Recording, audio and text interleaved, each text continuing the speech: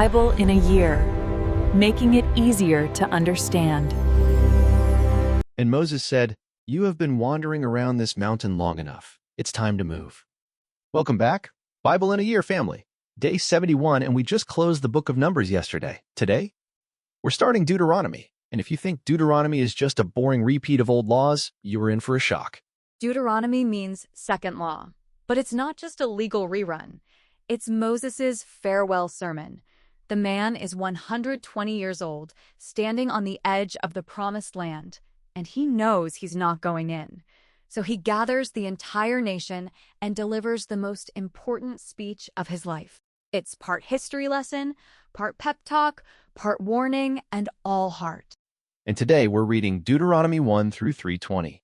Moses hits rewind and retells the entire journey from Mount Horeb, also called Mount Sinai, to where they are right now in the plains of Moab. And he doesn't sugarcoat it.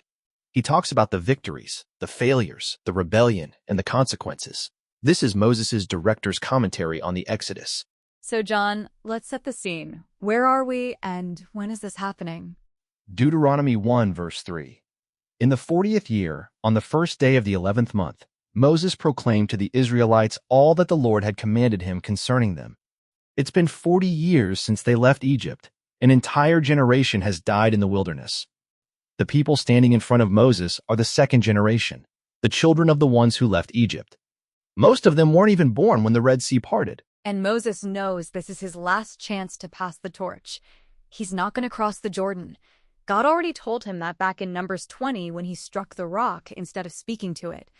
So this sermon is Moses making sure the next generation doesn't repeat the mistakes of their parents. This is the "before I die, let me tell you what really matters" speech. Every parent, every mentor, every leader has this moment when they realize, I won't always be here. What do I need to say before I go? Moses has 40 years of experience, countless miracles, and hard-earned wisdom, and he's pouring it all out in one final message. So he starts in Deuteronomy 1 verse 6 by recounting the command to leave Horeb. God says, "You have stayed long enough at this mountain. Break camp and advance." They received the law at Sinai. They built the tabernacle. They organized the tribes. But God doesn't call them to camp forever at the base of the holy mountain. He calls them to move toward the promise. And here's the thing. Comfort zones are dangerous. The mountain was safe.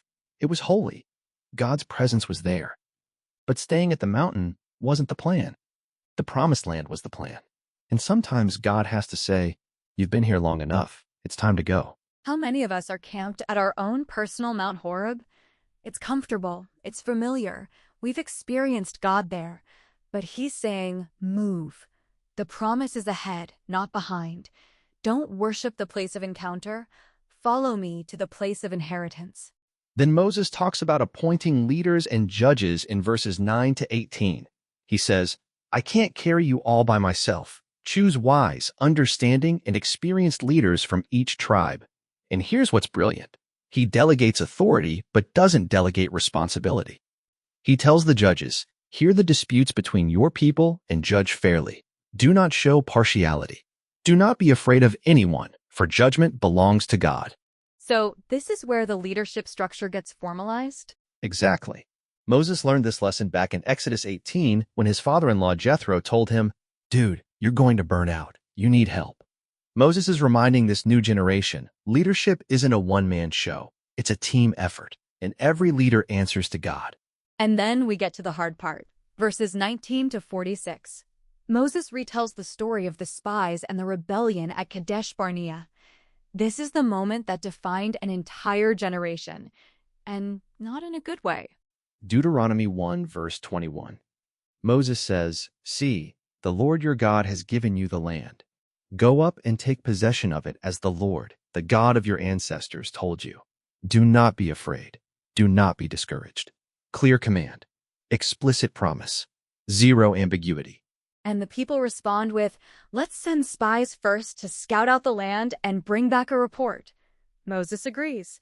12 spies go in. They come back with grapes so big it takes 2 men to carry them. The land is everything God promised. But 10 of the spies say, we can't do it. The people are too strong. The cities are fortified. We looked like grasshoppers to them. And here's the tragedy. Only Joshua and Caleb believed God. Verse 29. Moses pleads with the people. Do not be terrified. Do not be afraid of them. The Lord your God, who is going before you, will fight for you. But they wouldn't listen. They grumbled. They rebelled. And they said, the Lord hates us. So he brought us out of Egypt to deliver us into the hands of the Amorites to destroy us. That's verse 27. And it's heartbreaking. They accuse God of hating them, the God who split the Red Sea, the God who fed them manna every morning, the God who gave them water from a rock. They call him a God of hate. And that's what fear does. It rewrites the story. It takes a God of love and provision and turns him into a villain. It looks at past miracles and says, yeah, but what about this current problem? Fear doesn't just paralyze, it slanders. And God's response? Verse 34. The Lord heard what you said and was angry. He swears an oath. Not one of you from this evil generation shall see the good land I swore to give your ancestors, except Caleb. Only Caleb will enter because he followed the Lord wholeheartedly. And Moses includes himself in the judgment. Verse 37. Because of you the Lord became angry with me also and said, you shall not enter it either. Moses is preaching to a generation that didn't cause his disqualification, but he's honest about it. He's saying, I messed up too. I'm not crossing over either, but Joshua will, and you will.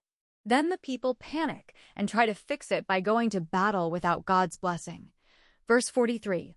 Moses warns them, do not go up and fight, because I will not be with you. You will be defeated by your enemies. But they go anyway, and they get crushed. That's the danger of delayed obedience. When God says go, you go. When God says stop, you stop. Trying to obey yesterday's command today doesn't count. The Amorites defeated them, and they came back weeping. Verse 45. The Lord did not listen to your weeping and turned a deaf ear to you. And that's a sobering truth. There's a time when God says, you had your chance. Not because he stopped loving them, but because the consequence was already set. They would wander for 40 years, 1 year for each day the spies were in the land. An entire generation would die in the wilderness. The promise didn't die, but they wouldn't see it. Then Deuteronomy 2 shifts to the wilderness years. Verses 1 to 7, God tells them to wander in the wilderness around Mount Seir for a long time. But eventually he says, you have made your way around this hill country long enough. Now turn north. The wandering had a purpose, and it had an end. And God gives specific instructions about whose land not to take. Don't fight the Edomites. They're Esau's descendants. Don't fight the Moabites or the Ammonites. They're Lot's descendants. God has given them their land. It's not yours. Respect boundaries. Not everything is yours to conquer. That's a word for us too. Just because something is available doesn't mean it's assigned to you. Just because you could take it doesn't mean God told you to. There are promises with your name on them, and there are promises with someone else's name on them. Know the difference. Then we get to Deuteronomy 2 verse 24. The tone shifts. Set out now and cross the Arnon Gorge. See, I have given into your hand Sihon the Amorite, king of Heshbon, and his country. Begin to take possession of it and engage him in battle. The waiting is over. The fighting begins. And this is where it gets good. Moses sends messengers to King Sihon with a peace offer. Let us pass through your land. We'll stay on the main road. We won't touch your fields or vineyards. We'll even pay for water. But Sihon refuses and comes out with his whole army to fight. Big mistake. Verse 33.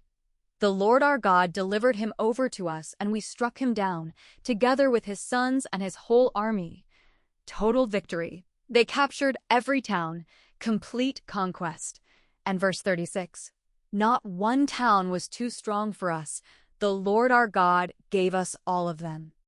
After 40 years of wandering, after an entire generation dying off, after all the waiting and the grief and the discipline, finally, they're winning again.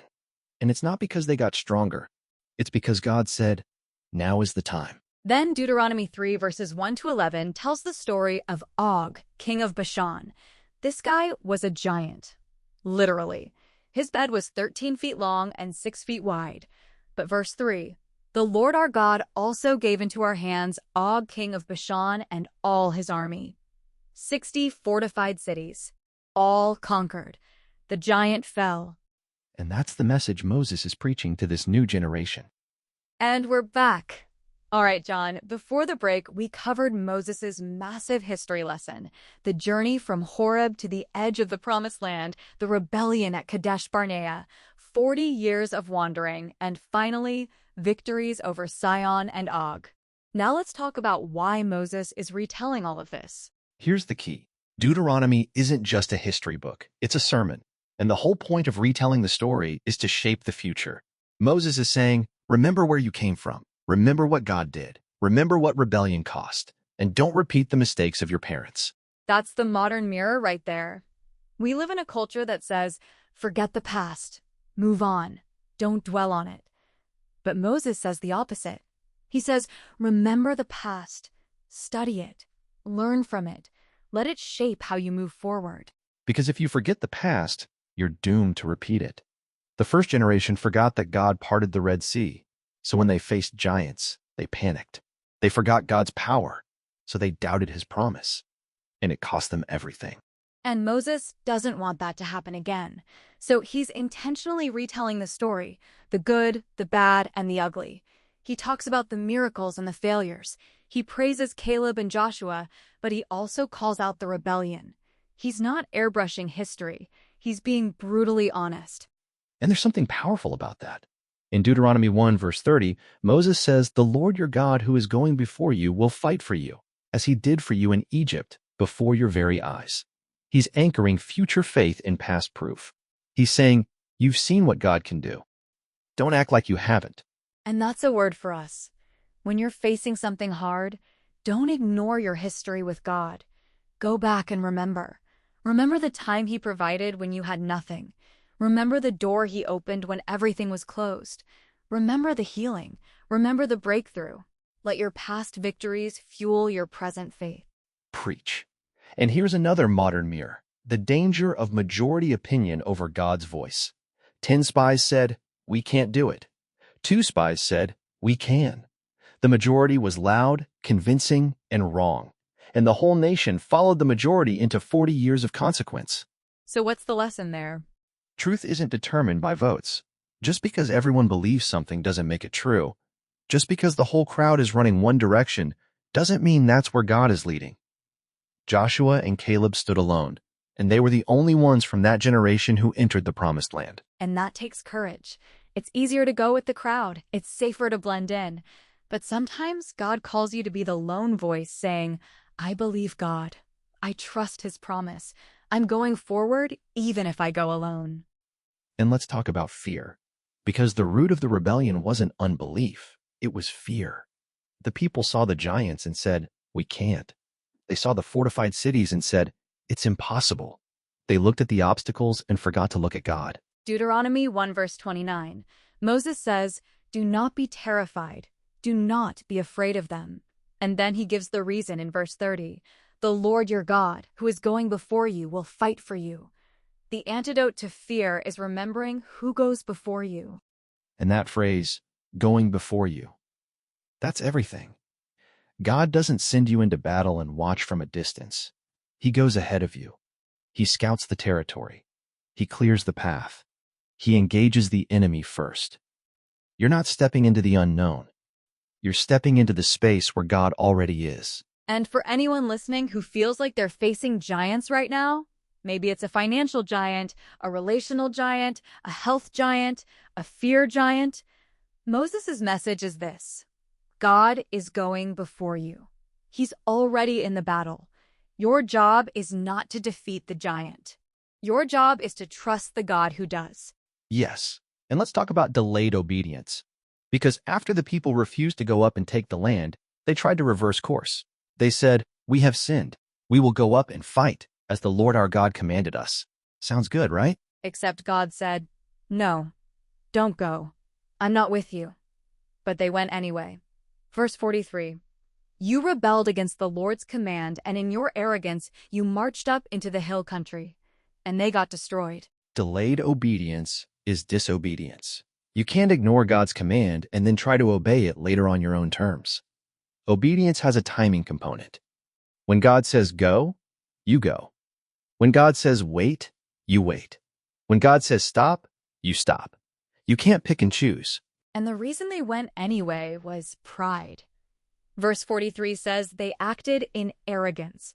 They thought, we can do this on our own. We don't need God's blessing. We'll just power through. And that's when they learned the hard way. Without God, you lose. Every time. Then there's the wilderness season. Deuteronomy 2 verse 1. For a long time we made our way around the hill country of Seir. 40 years of circling. 40 years of the same scenery. 40 years of waiting for the consequence to run its course. But was the wilderness pointless? No, because even in the wilderness God was present. Deuteronomy 2 verse 7. The Lord your God has blessed you in all the work of your hands. He has watched over your journey through this vast wilderness. These 40 years the Lord your God has been with you, and you have not lacked anything. That's beautiful. Even in discipline, there's provision. Even in consequence, there's presence.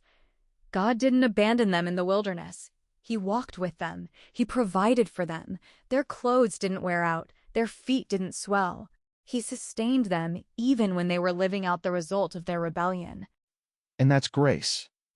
Consequence doesn't mean God stops caring. It means He loves you enough to let you learn. The wilderness wasn't punishment for punishment's sake. It was preparation. It was the refining process that turned a slave generation into a conquering generation. And when the time was right, Deuteronomy 2 verse 3, God said, "You have made your way around this hill country long enough. Now turn north." The wandering was over. The waiting was finished. It was time to move. And that's a word for someone today. You've been circling long enough. You've been stuck in the same pattern, the same struggle, the same wilderness long enough. God is saying, turn north. It's time to move. The promise is ahead. And then the victories come. Sihon and Og. 2 kings, 2 armies, 2 total defeats. And Moses is reminding this new generation, your parents were afraid of giants, but you just defeated one.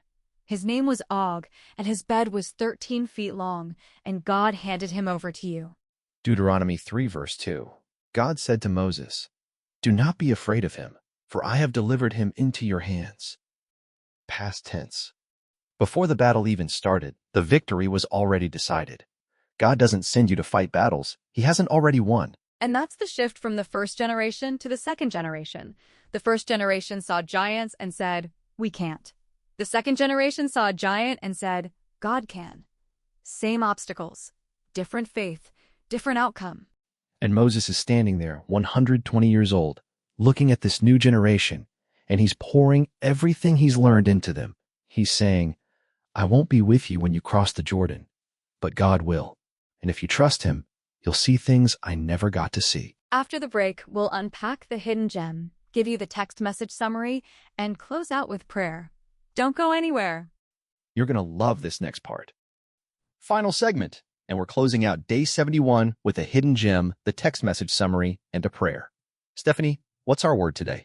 Today's word is devarim, spelled Dalet Bet Resh Yod Mem. It's the Hebrew name for the Book of Deuteronomy, and it means words, or these are the words. It's literally the first word of the book in Hebrew. These are the words that Moses spoke to all Israel. So the whole book is named after its opening word? Exactly. That's how Hebrew names its books, by the first significant word. Genesis is Bereshit, Exodus is Shemot, Leviticus is Vayikra, and Deuteronomy is Devarim. And there's something beautiful about that. The book of Deuteronomy is all about words. Moses' last words to the nation, God's eternal words to His people, the words of the covenant, the words of blessing and curse. This book is the power of words on full display. And the root word, devar, means word, matter, or thing. But in Hebrew, words aren't just sounds, they're substance. When God speaks a word, it creates reality. When Moses speaks words, they carry authority. Words have weight. Words shape destinies. And that's a modern mirror for our culture that throws words around carelessly. We say things we don't mean. We make promises we don't keep. We speak curses over ourselves and others without thinking. But Deuteronomy reminds us, words matter. What you say shapes what you become. Proverbs 18 verse 21. The tongue has the power of life and death. Your words can build up or tear down. They can inspire faith or spread fear. Moses knew that, and that's why he chose his final words so carefully. And here's something powerful. Deuteronomy is the most quoted Old Testament book in the New Testament. Jesus quotes Deuteronomy when he's tempted by Satan in the wilderness. Paul quotes it. The apostles quote it. Why? Because these words aren't just historical, they're eternal. And Moses is 120 years old, about to die, and he knows these words are his legacy. He won't cross the Jordan. He won't see the conquest. He won't enter the promised land. But his words will. His words will guide Joshua. His words will instruct the judges. His words will shape the nation for generations. That's the power of legacy. You may not live to see the fulfillment of every promise. You may not be there when the victory comes. But if you speak the right words, teach the right truths, and pass down the right faith, your words will outlive you. And that's what Moses is doing in Deuteronomy. He's sealing his legacy. He's making sure the next generation knows the story, knows the law, knows the God who brought them this far, and will take them the rest of the way. All right, text message summary time. Stephanie, summarize Deuteronomy 1 to 320 in a text. Okay, here we go. Moses' farewell sermon begins. He retells the journey, left Mount Horeb, appointed leaders, sent spies. People panicked at the giants, rebelled, got sentenced to 40 years in the wilderness. Whole generation died except Joshua and Caleb. After wandering, God said, "Turn north." They defeated Sihon and Og, conquered the land east of the Jordan, and now they're ready to cross. New generation. Same promise. Same God. Moral: remember the past, learn from it, trust God, and move forward. Perfect. Remember the past, learn from it, trust God, and move forward. That's the whole message of Deuteronomy in one sentence. You know, as we read this, I keep thinking about the first generation and the second generation. Same desert, same journey, same God, but completely different outcomes. And the difference wasn't the circumstances, it was the faith. Exactly. The first generation saw obstacles and said, "We can't." The second generation saw obstacles and said, "God can." And that shift in perspective changed everything. It's not about your ability, it's about God's faithfulness. And for anyone listening who feels like you're part of a wilderness generation, maybe you grew up in a church that got stuck. Maybe you've been circling the same struggles for years. Maybe you feel like you've wandered too long. Moses' message to you is this: God is raising up a new generation, and it can be you. You don't have to repeat the mistakes of those who came before you. You can be the Joshua. You can be the Caleb. You can be the one who says, "I believe God. I'm going in. I'm taking the promise." And remember, the promise didn't die in the wilderness. The people did. The promise survived. It waited. And when the time was right, God said, "Now, it's time." The promise is always alive. The question is, are you ready to step into it? Preach. Let's close with prayer. Father, thank you for the book of Deuteronomy. Thank you for Moses' words, words that have shaped nations, guided leaders, and pointed us to Jesus for thousands of years. Thank you for reminding us that our past doesn't have to dictate our future. Thank you that even when we fail, your promises don't. Help us to be the generation that trusts you, that moves when you say move, that fights when you say fight, and that enters into everything you've prepared for us. Give us the faith of Joshua and Caleb, the faith that says, God is bigger than the giants. And as we continue through Deuteronomy, let these words sink deep into our hearts and change the way we live. In Jesus' name, amen. Amen. Day 71 is in the books.